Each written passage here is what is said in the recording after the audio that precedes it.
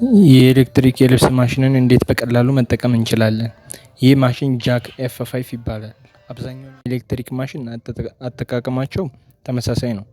ወደ ማሽኑ ስንመጣ ከዚህ ጋር ፓወር ማብሪያና ማጥፊያ አለ። እነዚህ የክር ማስቀመጫ ናቸው። ከዚያ ክሩን በእነዚህ ቀዳዳዎች እናስገባለን። ቀጣይ በእነዚህ በሶስቱ አስገብተን በዚህ እናመጣና በሁለቱ እናስገባለን እና በዚህ እናዞርና ከዚህ እናስገባና በእነዚህ በሁለቱ አስገብተን እናወርድና ከመርፌው እናስገባለን ማለት ነው። ሌላኛው በዚህ ስንመጣ ይህ ስንሰፋ ለማንሻና ለማውረጃ የምንጠቀምበት ነው። ይሄ የደርዙን ማለትም በእያንዳንዱ ስፌት መካከል ያለውን ጋፕ ለማስፋት ለማጥበብ የምንጠቀምበት ነው። ይሄኛውን ጫና አድርገን በመያዝ ወደ ኋላ ለመስፋት እንጠቀምበታለን። ከዚህ ጋር ፍጥነት መጨመሪያና መቀነሻ አለ።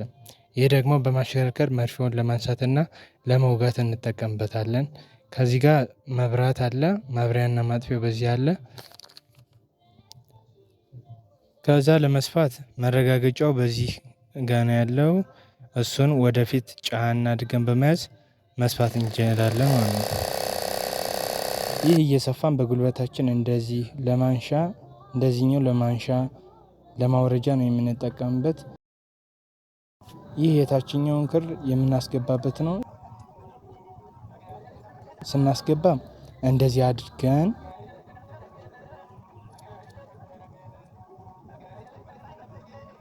አስተካክለን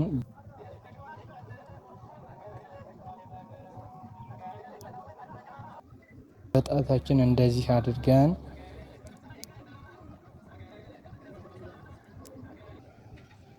ይዘን ወስደን በደንብ ገፋ አድርገን በደንብ ማስገባት ይኖርብናል።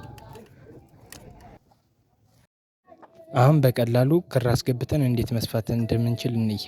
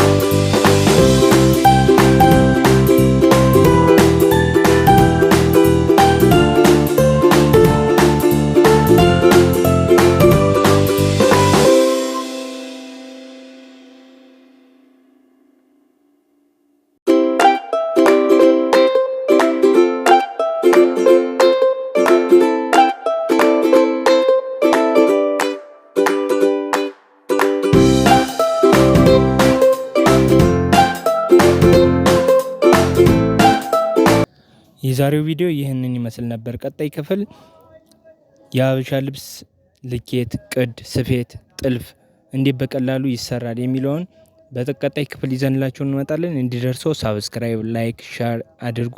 ኮሜንት ካለ ኮሜንት ቦክስ ላይ ጻፉልኝ። አመሰግናለሁ።